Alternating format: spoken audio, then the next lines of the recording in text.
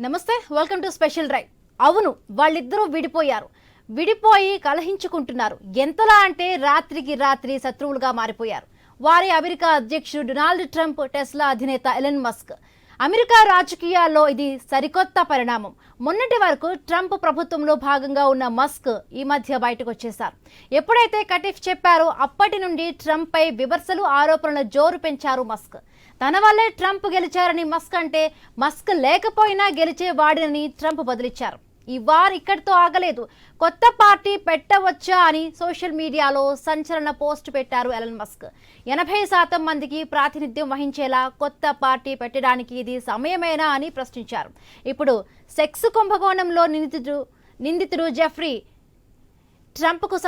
జెఫ్రీతో ట్రంప్కు సంబంధాలు ఉన్నాయని మస్క్ ఆరోపించడం మరి కొత్తగా కలకలం రేపుతోంది.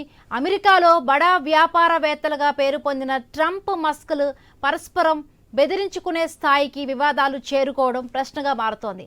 ఈ రగడ ప్రపంచ దేశాలనే కాదు, అమెరికన్లను సైతం ఆసక్తిగా దీనిపై ఆరా తీస్తూ ఉన్నారు.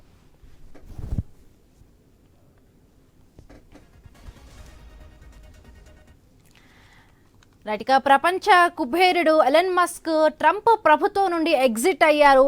Department of Government Efficiency chief DOGE నుంచి కూడా ఆయన బయటకు వచ్చేసిన పరిస్థితి.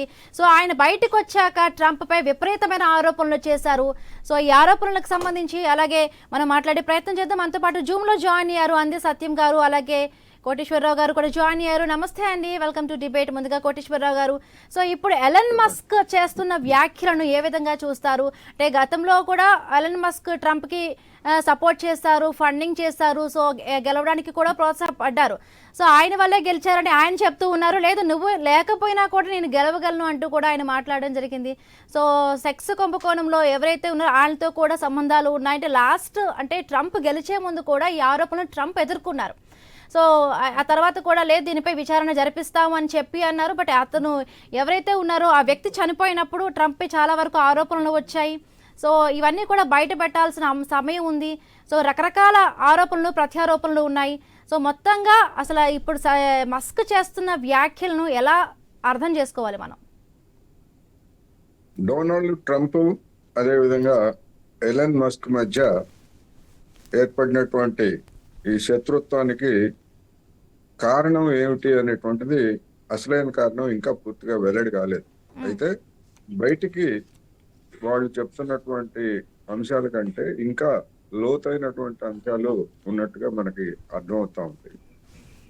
ఇద్దరు వ్యాపారుల మధ్య సఖ్యత కుదరటం ఒకటైతే, ట్రంప్కి ఎన్నికల్లో దాదాపు $30 కోట్ల మేరకు ఎలన్ మస్క్ ఇచ్చాడు అనేటువంటిది అందరికీ తెలిసినటువంటి సత్యం.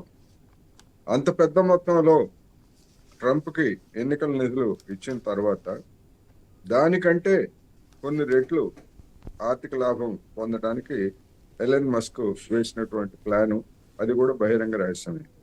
అయితే అది ఎందుకు చెడింది అనేటువంటిది ఇప్పుడు ఇంకా వెల్లడి కావాల్సినటువంటి అవసరం ఉన్నది. ఇప్పుడు ఎలన్ మస్క్ తన పదవికి అంటే 1 రోజు 2 రోజులు ముందుగానే రాజీనామా చేసి బయటకు వచ్చాడు. ఆ బయటకు వచ్చినటువంటి తీరు కూడా వాళ్ళ మధ్య ఉన్నటువంటి తీవ్ర శత్రుత్వానికి అది నిదర్శనం. అది ముఖ్యంగా ఎలన్ మస్క్ చేపట్టినటువంటి పన్నుల బిల్లుకు సంబంధించి ఆయన తీవ్రమైనటువంటి విమర్శ చేసినటువంటి మరుసటి రోజే రాజీనామా చేసి బయటకు వచ్చాడు. ఆ బిల్లు అనేటువంటిది ఇప్పుడు తక్షణం ఈ ఇద్దరి మధ్య సంవాదంలో ఆ బిల్లు అంశం అనేటువంటిది ముందుకు వస్తా ఉంది తప్ప, నేనైతే దానికంటే ఇంకా వేరే అంశాలు ఉంటాయి అనేది భావిస్తున్నాను. ఈ వివాదం వచ్చిన తర్వాత నీ కంపెనీలకు ఇచ్చేటువంటి సబ్సిడీలన్నీ నేను కోత పెట్టేస్తానని చెప్పేసి ట్రంప్ బెదిరించడం, ఇటువంటివన్నీ చూసిన తర్వాత బహుశా ఎలన్ మస్క్ కి తక్షణమే వచ్చేటువంటి ఆగ్రహవేశం ఏంటంటే, ఎవడైనా కానీ బాగా బలిసినటువంటి వాళ్ళు నేను పార్టీ పెడతా, లేదా నేను ఒక పత్రిక పెడతా, నేను ఒక ఛానల్ పెడతా అని ప్రత్యర్థుల మీద సవాల్ విసరటం మనం చూసాం. అయితే ఎలన్ మస్క్ పార్టీ పెడితే ఏమవుతుంది ఏమిటి అని చూసినప్పుడు, అమెరికాలో ఉన్నటువంటి నేటి రాజకీయ వ్యవస్థలో పార్టీలు అనేకం ఉన్నాయి. పేరుకి అది బహుళ పార్టీ వ్యవస్థ అయినా కానీ రెండు ప్రధానమైనటువంటి పార్టీల గురించి జనం ఆలోచిస్తారు, లేదా మీడియా కూడా పట్టించుకుంటుంది. మిగిలినటువంటి పార్టీల వాళ్ళు కూడా పోటీ చేస్తారు, కానీ వాళ్ళకి వచ్చేటువంటి ఓట్లు కానీ లేకపోతే ప్రచారం కానీ ఏమి ఉండదు. కానీ జనానికి పైకి కనిపించేది రెండు పార్టీల వ్యవస్థ అని ఉంటది. అంటే రెండు పార్టీలు మాత్రమే ఉండాలి, వాస్తవానికి అది కాదు. ఎన్ని పార్టీలైనా ఇక్కడ ఉండొచ్చు. ఇప్పుడు ఎలన్ మస్క్ నేను పార్టీ పెడతాను అనగానే వెంటనే ఏదో పార్టీ పెట్టేస్తాడని అది రిపబ్లికన్ పార్టీకి లేదా డెమోక్రటిక్ పార్టీకి ప్రత్యామ్నాయంగా వెంటనే ఎదుగుతుందని చెప్పడానికి ఎలాంటి ఆధారాలు లేవు. అది తక్షణ ఆగ్రహం మీద చేస్తున్నటువంటి లేదా వెలువడిస్తున్నటువంటి ఒక స్పందన తప్ప మరొకటి కాదు. అలాంటి అవకాశాలు ఏమీ లేవు. ఒకవేళ పార్టీ పెట్టినా గానీ ఇప్పటికే ఉన్నటువంటి అనేక పార్టీల్లో అదొకటిగా మారుతుంది తప్ప డెమోక్రటిక్ పార్టీ రిపబ్లికన్లకు ప్రత్యామ్నాయంగా అది ఎదిగేటువంటి అవకాశాలు లేవు అన్నది నా అభిప్రాయం. ఎస్, అంతే సత్యం గారు. అంటే అమెరికా అధ్యక్షుడు ట్రంప్ పై అంటే ప్రభుత్వంపై కూడా ఎలన్ మస్క్ ఎలాంటి షాకింగ్ కామెంట్స్ చేశారంటే అమెరికా ద్రవ్యలోటు $2.5 బిలియన్ చేరుతుంది, ఇది జరిగితే అమెరికా దివాలా తీసే పరిస్థితి ఉంటుందని కూడా ఆయన షాకింగ్ కామెంట్స్ చేశారు. ఇప్పుడు వాస్తవానికి మనకు అందుతున్నటువంటి వార్తలను బట్టి ట్రంప్ ఎక్స్పెండిచర్ కంట్రోల్ బిల్ తీసుకొచ్చాడు. ఈ ఎక్స్పెండిచర్ అనేది 5 హెడ్స్ కింద ఎక్స్పెండిచర్ చేస్తూ ఉంది ఫెడరల్ గవర్నమెంట్. దాంట్లో దరిదాపు ఒక $6 ట్రిలియన్ ఖర్చు అవుతుంది దానికి. జీడిపి అంటే జీడిపిలో ఆనాడు ఉన్నటువంటి 2 ఏళ్ల కింద ఉన్నటువంటి జీడిపిలో మనకున్నటువంటి సోర్సెస్ ప్రకారం దరిదాపు 25% జీడిపి. ఒక 2-3 ఏళ్ల కింద అది $24 ట్రిలియన్, ఇప్పుడైతే $30 ట్రిలియన్ అమెరికన్ జీడిపి. అందులో 25% ఫెడరల్ గవర్నమెంట్ ఖర్చు పెడుతుంది వీటికి. దీంట్లో దరిదాపు 5.8% జీడిపిలో మెడికేరు, మెడికల్ ఎయిడ్కు, తర్వాత సోషల్ సెక్యూరిటీకి ఒక 4.8, అరౌండ్ 5% జీడిపి. ఇట్లా 5 హెడ్స్ కింద దరిదాపు 25% ఇన్ జీడిపి. అంటే దరిదాపు ఆనాడైతే ఒక $6 ట్రిలియన్ ఖర్చు పెడుతుంది. ఇది వీటన్నిటిని ట్రంప్ వచ్చిన దగ్గర నుంచి కూడా పొదుపు మంత్రం పాటిస్తూ అనేకమైనటువంటి ఉద్యోగాల కోత విధించండు, అనేకమైనటువంటి ఎక్స్పెండిచర్, ఎడ్యుకేషన్ ఇన్స్టిట్యూట్స్కి సబ్సిడీస్ కట్ చేయటం, ఇటువంటివన్నీ చేసుకుంటూ వస్తుండే. లేటెస్ట్గా ఇవి. దీంట్లో ఇంకొక అభియోగం కూడా ఉంది. ట్రంప్ చేసే అభియోగం ఏంటంటే దేశవ్యాప్తంగా బిడెను ఇవాళ ఈవీ వెహికల్స్ కావాల్సినటువంటి నెట్వర్క్ అంటే ఎలక్ట్రికల్ ఛార్జింగ్ నెట్వర్క్ డెవలప్ చేయడానికి దేశవ్యాప్తంగా విస్తారంగా ఇవి పెట్టాడు నెట్వర్క్. ఇదంతా వేస్ట్, ఎంత చేసినా సగమైంది, అది కూడా వేస్ట్ చేశాడని చెప్పేసి అది పూర్తిగా కట్ చేసేస్తా అని చెప్పేసి ట్రంప్ అన్నట్టుగా ఇవాళ మస్క్ ఆరోపణ. ఎందుకంటే ఈవీ వెహికల్స్లో ఇవాళ టాప్ ఎండ్ ఏదంటే ఎలాన్ మస్క్ వెహికల్సే, కాబట్టి టెస్లా వెహికల్సే. కాబట్టి ఇటువంటిది కూడా ఈ విధంగా చేస్తావా అని చెప్పేసి మస్క్ అనడని, ట్రంప్ ఏమి ఆయనకు ఇందులో ఉన్నటువంటి ఈ బిల్లు ఉన్నటువంటి అనేక విషయాలలో మస్క్ ఏకాభిప్రాయం ఉంది. ఆ నెట్వర్క్, ఛార్జింగ్ నెట్వర్క్ అనేది తప్ప మిగతా అన్నిటికీ కూడా ఆయన తలూపాడని చెప్పేసి ట్రంప్ ఆరోపణ. మస్క్ ఏమంటుండు, అసలు నాకు చూపెట్టడం లేదు, ఎక్స్పెండిచర్ కంట్రోల్ బిల్ నాకు చూపెట్టడం లేదని కౌంటర్ జవాబు ఇచ్చాడు. ఏదేమైనా ట్రంప్ గెలిచిన దగ్గర నుంచి మస్క్ పాత్ర వహిస్తున్నటువంటి స్థితిలో ఆయన ఓన్ కంపెనీ యొక్క షేర్స్ బాగా పడిపోయి దరిదాపు అదివరకే దరిదాపు ఒక $200 మిలియన్ ఆస్తులు లాస్ అయింది. ఇవాళ ట్రంప్కు మస్క్ వచ్చినటువంటి జగడంతో 16% షేర్స్ పడిపోయినాయి మస్క్. అంటే 2 రోజుల్లో $153 బిలియన్ మళ్ళీ కొలాప్స్ అయింది, మళ్ళీ నష్టం వచ్చింది మస్క్. అంటే వ్యాపార రీత్యా చాలా పెద్ద ఎత్తున మస్క్ నష్టపడుతుంది ఈ రాజకీయాల వల్ల, ట్రంప్ తోటి కలిసినటువంటి విధానాల్లో పాలు పంచుకోవటం వల్ల. కాబట్టి ఆయనకు బయటకు రావాలని ఉంది. అదివరకే పదవికి రాజీనామా చేశాడు. ఇప్పుడు శత్రువుగా స్టేట్మెంట్లు ఒకళ్ళొకళ్ళకి ఇచ్చుకుంటున్నారు. ఏదేమైనా ఇవి మన దేశం లాగానే ముందు సహజంగానే ఇద్దరు కార్పొరేట్లకు వైరుధ్యం ఎక్కడొస్తుంది, లాభాలు పంచుకునే దగ్గరనే వస్తుంది. కాబట్టి సహజంగానే ఎలక్షన్స్ అప్పుడు కూడా ట్రంప్కు దరిదాపు ఒక $9 బిలియన్ వస్తే ప్రత్యర్థికి $13-14 బిలియన్ చందాలు వచ్చినాయి. ట్రంప్కు తక్కువ వచ్చిన కార్పొరేట్లు సపోర్ట్ చేశారని, మేజర్ కార్పొరేట్లు మస్క్ మేజర్ షేర్ భరించాడని చెప్పేసి ఎలక్షన్లు అయిపోయినాక మస్క్ సహకారంతో బయటపడ్డాడు ట్రంప్ అనుకోవటం, ట్రంప్ కూడా మస్క్ తో స్నేహంతో బయటపడ్డన్న కృతజ్ఞత భావంతో పదవులు ఇవ్వటం, ఆయన రికమెండేషన్లు ఇవ్వటం జరిగింది. ఇప్పుడు వచ్చే వరకల్లా ఈ బిజినెస్ ఇంట్రెస్ట్ లో వైరుధ్యం పెరిగింది. ఇది రాజకీయ పార్టీ కొత్త పార్టీ పెడతానంత వరకు మస్క్ పోయింది.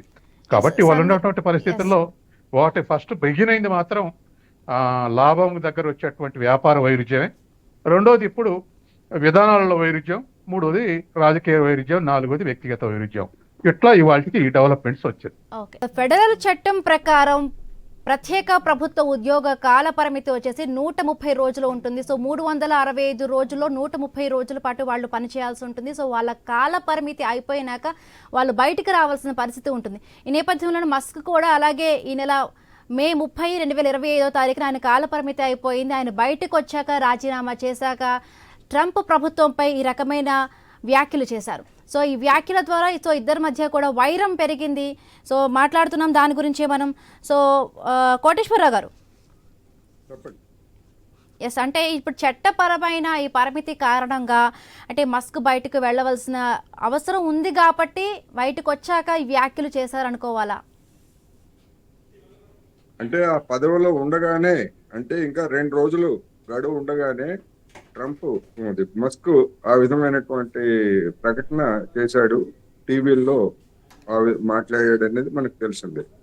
అందుకని చివరి క్షణంలో చేశాడు. అయితే అప్పటికే అంతకు ముందు కొద్ది వారాలుగా ట్రంప్ మధ్య, అదేవిధంగా మస్క్ మధ్య విభేదాలు తలెత్తాయని, అవి ముఖం ఇద్దరం పరస్పరం చూసుకునేటువంటి పరిస్థితుల్లో కూడా లేరనేటువంటి వార్తలు వచ్చాయి. ఇప్పుడు నాకు అసలు ఆ బిల్లు గురించి నాకు అసలు ఏమీ తెలియదు, నాకే కాదు లాస్ట్ మినిట్ లో దాన్ని పార్లమెంట్ లో పెట్టి ఆమోదింపజేశారు, పార్లమెంట్ సభ్యులు కూడా దాన్ని ఎవరో చదివి ఉంటారని చెప్పేసి మస్క్ చెప్తున్నాడు. కానీ అది వాస్తవం కాదు. డెఫినెట్ గా ఆ బిల్లు రూపకల్పన దశలోనే మస్క్ కి అందినటువంటి సమాచారం కావచ్చు, లేదా మస్క్ కి తెలిసినటువంటి సమాచారం ప్రకారం తన యొక్క వాణిజ్య ప్రయోజనాలు భారీగా దెబ్బతింటాయనేటువంటి ఉద్దేశంతోనే మస్క్ ఆ విధమైనటువంటి ముందుగానే ట్రంప్ ను వ్యతిరేకించేటువంటిది, లేదా ట్రంప్ మీద అసంతృప్తికి ఏ అవకాశం వస్తుందా అని ఎదురు చూసినట్టుగా మనకి కనిపిస్తా ఉంది. అంతే తప్ప చివరి క్షణంలో ఇంకా రేపు మే 30వ తారీఖు వరకు ఉందనగా 28వ తారీఖు 29వ తారీఖు రాజీనామా చేశాడు. 1 రోజు లేకపోతే 2 రోజులు. అందువలన అది అందరికీ తెలుసు. కాకపోతే ఈ రూపంలో బద్దలవుతుంది, వాళ్ళ మధ్య ఉన్నటువంటి స్నేహం, వాళ్ళ మధ్య ఉన్నటువంటి సంబంధాలు ఈ విధమైనటువంటి శత్రుత్వ స్థాయికి వెళ్తాయి అనేటువంటిది మాత్రం ఎవరు ఊహించలేదు. ఈవెన్ మీడియా కూడా వాళ్ళ మధ్య ఉన్నటువంటి సంబంధాలు దెబ్బతిన్నట్టు పేర్కొన్నది తప్ప ఇటువంటి ఉన్నత ఒక స్థాయికి వెళ్తాయి అనేటువంటిది ఎక్కడ ఊహాగానాలు కూడా రాలేదు అనేది మనం గమనించాలి. అయితే మరి ఇప్పుడు ఈ వచ్చిన తర్వాత దీన్ని ఏ విధంగా సర్దుబాటు చేసుకుంటారు? ఒకళ్ళ సామ్రాజ్యాన్ని మరొకళ్ళు దెబ్బతీసుకుంటారా? దెబ్బతీసుకున్నట్లయితే ఇతరులు నష్టపడతారు. ఆ నష్టపడటం అనేటువంటిది వాళ్ళిద్దరు సమస్యగానే మారదు.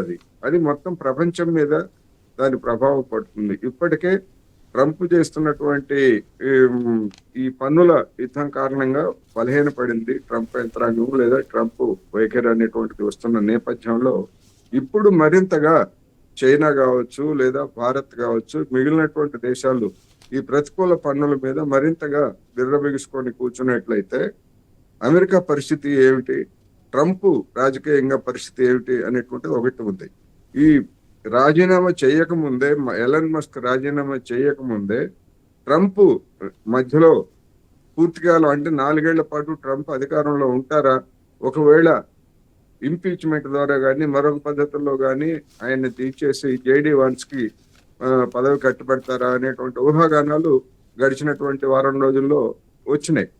ఇప్పుడు ఎలన్ మస్క్ మరొక అడుగు ముందుకేసి జేడీ వాన్స్ కి అధ్యక్ష పదవి ఇవ్వాలని చెప్పేసి చెప్పినట్లు కూడా అడిగిన దానికి ట్యాగ్ చేస్తూ కూడా ఆ విధంగా మాట్లాడడం జరిగింది, మాట్లాడేది. అందుకని మరి జేడీ వాన్స్, ఒకవేళ జేడీ వాన్స్ పాత్ర కూడా మస్క్ ఉందా, లేదా మస్క్ జేడీ వాన్స్ ని సమర్థిస్తున్నాడా, లేకపోతే ఊరికి టాక్టికల్ గా అంటే అధ్యక్షుడు ఉపాధ్యక్షుడు మధ్య తగాదా పెట్టడానికో లేకపోతే వాళ్ళ మధ్య వైరుధ్యాన్ని సృష్టించడానికో ఆ విధమైనటువంటి ఒక తురుపు ముక్కగా దాన్ని వాడాడ, ఇవన్నీ కూడా మనకి ఇంకా ఆ బయటికి వెల్లడి కావాల్సినటువంటి అవసరం ఉందనేది నేను చెప్పలేదు. ఎస్ సత్యం గారు, అంటే ఇప్పుడు మస్క్ డోజ్ బాధ్యతలు చేపట్టాక చాలా వరకు కూడా అంటే అమెరికన్స్ నుంచి కూడా అంటే ఆయనకు ఒక నెగటివ్ వచ్చిందంటే చాలా వరకు ఉద్యోగులు వారంలో 80 గంటలు పని చేయాలి అనేది ఒకటి తెరపైకి తీసుకురాగానే విమర్శలు వచ్చాయి. సో ఉద్యోగస్తుల నుంచి చాలా వరకు ఆయనకి నెగటివిటీ వచ్చింది. ఈ నేపథ్యంలో ఇప్పుడు కొత్తగా కూడా కొత్త పార్టీ పెడితే ఏ విధంగా ఉంటుంది, 80% మందికి ప్రాతినిధ్యం వహించేలా కొత్త పార్టీ పెడితే ఎలా ఉంటుంది అని చెప్పి ఆయన ఒకటి ఎక్స్లో కూడా పోస్ట్ చేయడం జరిగింది. సో ఈ నేపథ్యంలో అంటే ఒకవైపు వ్యతిరేకత వస్తుంది, ఈయన అట్లా మాట్లాడడాన్ని అంటే మనం ఎలా అర్థం చేసుకోవాలి? అసలు ట్రంప్ మీద వ్యతిరేకత మస్క్ సలహాతోటి ట్రంప్ ఆ పని చేసిండు అనేది అమెరికన్లో వ్యతిరేకత వచ్చింది. ప్రారంభంలో ఎక్స్పెండిచర్ కంట్రోల్ కింద మొత్తం ఉద్యోగస్తులు పీకేయటం, ఉద్యోగస్తులు తగ్గించటం, తర్వాత పొదుపు చర్యలు చేపట్టడం, ఇవన్నీ కూడా తర్వాత ఎక్కువ కాలం పనిచేయాలనటం, ఇటువంటి అన్నీ కూడా ఆ మస్క్ సలహాతోటే ట్రంప్ ఇవి అమలు చేస్తారని చెప్పేసి ప్రథమ శత్రువుగా మస్క్నే చూశారు. మస్క్ రికమెండేషన్స్ తోటే, మస్క్ పాలసీస్ తోటే ట్రంప్ అమలు చేస్తుంటే ఇటువంటి పరిస్థితి వస్తుందని చెప్పేసి అనుకున్నటువంటి విషయం. కాబట్టి ఆయన డోగా అధ్యక్షుడు గుండి అన్ని ఇటువంటి అమల్లే ఇటువంటి రికమెండ్ చేశాడు. కానీ ఇటువంటి అన్ని కూడా ప్రజలకు ఇష్టపడలేదు. ఎందుకంటే ఇవాళ ఉన్నటువంటి పరిస్థితుల్లో ఎక్కడైనా ఇవాళ ఉన్నటువంటి పరిస్థితుల్లో అమెరికాకు ఉన్నంత భారం, అప్పుల భారం ఇంకా ఏ దేశానికి లేదు. ఇవాళ మన దేశానికి చాలా అప్పులు ఉన్నాయి అనుకుంటున్నాం, కానీ జీడిపిలో గవర్నమెంట్ ఫైనాన్స్ మినిస్టర్ చెప్పేదేమో జీడిపిలో 57% అప్పులు ఉన్నాయంటుంది. IMF దగ్గర ఉన్న ఇన్ఫర్మేషన్ ప్రకారమే 83% అప్పులు ఉన్నాయి జీడిపిలు అంటుంది మన ఇండియాకు. అక్కడైతే ఏకోన్ముఖంగా 120% అప్పుల శాతం ఉంది జీడిపి తోటి. అంటే ఇప్పుడు వాళ్ళ జీడిపి $30 ట్రిలియన్ అయితే దానికి 120%, అంటే ఇంకా ఒక $35 ట్రిలియన్ అప్పులు ఉన్నాయి. ఈ పరిస్థితుల్లో దాన్ని తట్టుకోలేక ఇవాళ రెండు రకాలు, బయటనేమో టారిఫ్స్ పెంచి ట్రేడ్ గ్యాప్ తగ్గేయడానికి ప్రయత్నం చేస్తుంది, ఇంటర్నల్గానేమో ఖర్చులు తగ్గించుకొని సేవ్ చేయడానికి ప్రయత్నం చేస్తుంది. ఇవి రెండు కూడా ఇవాళ ఇంటర్నేషనల్గా ఇతర దేశాలు టారిఫ్స్ని ఇష్టపడలేదు, ఎందుకంటే వరల్డ్ ట్రేడ్ అంతా అతలాకుతలం అవుతుంది. ఇంటర్నల్గా వాళ్ళు ఎక్స్పెండ్ కంట్రోల్ చేస్తేనేమో కొనుగోలు శక్తి పడిపోయేటువంటి అవకాశం ఉంది. తర్వాత ప్రజలకు సహజంగానే తిరుగుబాటు తత్వం వస్తుంది. వాళ్ళ ఉద్యోగాలు కట్ చేసిన, వాళ్ళు ఎక్కువ గంటలు పనిచేయాలని రుద్దిన, ఇటువంటి అన్ని కూడా చాలా దేశాల్లో మనం చూస్తున్నాం. అందుకని రెండు విధాలుగా ఇవాళ ట్రంప్ అన్సర్టనిటీని ఫేస్ చేస్తుండు. ఇది బహుశా ఎలన్ మస్క్ కు కేవలం తన విధానాలు అమలు చేయటం వలన ట్రంప్ బదనామైండు, నేను కూడా బదనాం అవుతాననేటువంటి భయం ఉందా, లేక తన వాణిజ్య ప్రయోజనాలు దెబ్బతింటున్నాయి, వాటికి అనుగుణంగా ట్రంప్ వ్యవహరించట్లేదు, నేను పెట్టింది ఎక్కువ నేను కోల్పోయింది ఎక్కువ కానీ నాకు వచ్చింది ఏం లేదనేటువంటి ఎలన్ మస్క్ అభిప్రాయం ఉందా? వీటన్నిటి వల్లనే ఈ దూరం పెరుగుతుందా, దూరం జరిగితే నేను సేవ్ అవుతా ఆ మార్కెట్లో, ఓపెన్ మార్కెట్ అనేటువంటిదా, ఇవన్నీ కూడా మనకు బయటకు రావాల్సి ఉంది. రోజులు గడుస్తుంటే కానీ బయటకు రావు. ఎస్ కోటేశ్వరరావు గారు, అంటే ఇప్పుడు డోజ్కి ఏదైతే చట్టపరమైన పరిమితులు శక్తులు లేకపోవడం వల్ల, వాళ్ళు ఏదైనా చట్టబద్ధత, వాళ్ళు తీసుకున్న నిర్ణయాలకి చట్టబద్ధత లేకపోవడం వల్ల ఇప్పుడు ఎలన్ మస్క్కి ఇవన్నీ కూడా బాగా నిరాశపరిచి అనుకోవచ్చా? చట్టబద్ధత లేదు అనేమీ లేదు. అధ్యక్షుడిగా ట్రంప్ అన్ని అధికారాలు దానికి ఇచ్చాడు. ప్రాజెక్టు 2025 అనేటువంటి ఒక పెద్ద పథకం. ఆ పెద్ద పథకం ఏంటంటే ఇప్పుడు సత్యం గారు చెప్పినట్టు విదేశాల మీద నుంచి సాధ్యమైన మేరకు పన్నుల రూపంలో, దిగుమతుల మీద పన్నుల రూపంలో సాధ్యమైన మేరకు సంపాదించడం, అదేవిధంగా అమెరికాలో ఉన్నటువంటి జనం మీద భారం మోపి లేదా సంక్షేమ పథకాలను కోతపెట్టి ఆ లోటును తగ్గించుకోవడం అనేటువంటిది ప్రధానమైనటువంటి దాని సారాంశం. అటువంటి దాన్ని రూపొందించడంలో, దాన్ని అమలు జరపడంలో ఎలన్ మస్క్ ని ఒక సాధనంగా చేసుకోవాలని డెఫినెట్ గా మనందరికీ తెలిసినటువంటి సత్యమే ట్రంప్ చూశాడు. అయితే ఇటు రెండు వైపులా కూడా అంతర్గతంగా ఏప్రిల్లో జరిగినటువంటి ఒక రోజు జరిగినటువంటి ప్రదర్శనలో దాదాపు 20 లక్షల మంది అమెరికన్లు ట్రంప్ విధానాలకు వ్యతిరేకంగా ప్రదర్శనలు చేసి, మీరు ఇలాంటి భారాలు కానీ మరింతగా మోపేట్లయితే, వెనక్కి తగ్గకపోతే రాబోయేటువంటి రోజుల్లో మేము మరింతగా వీధుల్లోకి ఎక్కుతామని చెప్పేసి హెచ్చరించినటువంటి నేపథ్యాన్ని కూడా మనం చూడాలి. అందువలన ఇది మొత్తంగా చూసినప్పుడు అమెరికా పెట్టుబడిదారీ వ్యవస్థలో లేదా దానికి ప్రాతినిధ్యం వహిస్తున్నటువంటి పాలకపక్షంలో అంటే ఆర్థికంగా తలెత్తినటువంటి సంక్షోభం కావచ్చు లేదా తీవ్రమైనటువంటి సమస్యలు ఈ విధమైనటువంటి పరిణామాలకి దారితీస్తున్నాయి. ఇంకా ఇంకా మరింతగా లోతుగా లేదా నిర్దిష్టంగా సమాచారం అయితే అదేమి ఆ, అసంభవం ఏం కాదు ఆ సమాచారం వెల్లడి కావడం, ముఖ్యంగా అమెరికాలో. ఎందుకంటే ఎవరో ఒకళ్ళు ప్రత్యర్థులుగా ఉన్నటువంటి వాళ్ళు ఆ సమాచారాన్ని కూడా బయట పెట్టేటువంటి అవకాశాలు ఉన్నాయి. అందువల్ల ఇది ఎంతవరకు వెళ్తుంది, సర్దుబాటు చేసుకుంటారా, లేకపోయేట్లయితే ఇప్పుడు మొత్తం అమెరికా ప్రపంచంలో ఎలన్ మస్క్ కుబేరుడే, సంపదలు విపరీతంగా ఉన్నమాట వాస్తవం. కానీ మొత్తం అమెరికా కార్పొరేట్లతో పోల్చినప్పుడు లేదా దాని యొక్క విస్తృతితో పోల్చినప్పుడు ఎలన్ మస్క్ ఒక చిన్నవాడు. అందుకని మొత్తం కార్పొరేట్లు ఈ ఈ వివాదం అనేటువంటిది తమ మొత్తానికి నష్టం కలిగిస్తుందని కనుక కార్పొరేట్లు అందరూ కనుక భావించేట్లయితే ఎలన్ మస్క్ ని పక్కన పెట్టేస్తారు, తొక్కేసినా కూడా ఆశ్చర్యం లేదనేది నా అభిప్రాయం. ఎందుకంటే వాళ్ళకి కావాల్సింది మొత్తంగా ప్రయోజనాలు తప్ప ఏ ఒక్క ట్రంప్ను అడ్డం పెట్టుకొని ఎలన్ మస్క్ ఒక్కడే లబ్ధి పొందాలంటే మిగతా వాళ్ళు అంగీకరించేటువంటి అవకాశం కూడా ఉండదు. అందుకని డెఫినెట్ గా ఇది ఏ రూపంలో ఇంకా ఫ్లేరప్ అవుతుందా, లేకపోతే ఇప్పటి వరకు జరిగిన దాన్ని సర్దుబాటు చేసుకుంటారా, దేనికి దారి తీస్తుంది, దీనిలో అంతర్గతంగా తలెత్తేటువంటి పరిణామాలు ఏమిటి, బహిర్గతంగా అంటే విదేశాలతో సంబంధాలతోటి వచ్చేటువంటి సమస్యలు ఏమిటి అనేటువంటివి ఇంకా చూడాల్సింది. ఇది అమెరికాలో తలెత్తినటువంటి ఒక అంతర్గత సంక్షోభం. అది ఆర్థిక సంక్షోభంలో ఉన్నటువంటి అమెరికా ఇప్పుడు రాజకీయ పరమైనటువంటి రూపాన్ని కూడా తీసుకుంటున్నట్టుగా కనిపిస్తా ఉంది. అందుకని దీని యొక్క పరిణామాలు, పర్యవసానాలు మరింత తీవ్రంగా ఉండే అవకాశాలు కూడా ఉన్నాయనేది నేను చెప్పదలుచుకున్నాను. Right, thank you so much అండి కోటేశ్వరరావు గారు, సత్యం గారు. సో చూసారు కదా, ఇవి ఇప్పటి వరకు ఉన్న అప్డేట్స్. మరిన్ని అప్డేట్స్ కొనసాగుతాయి. Keep watching I news.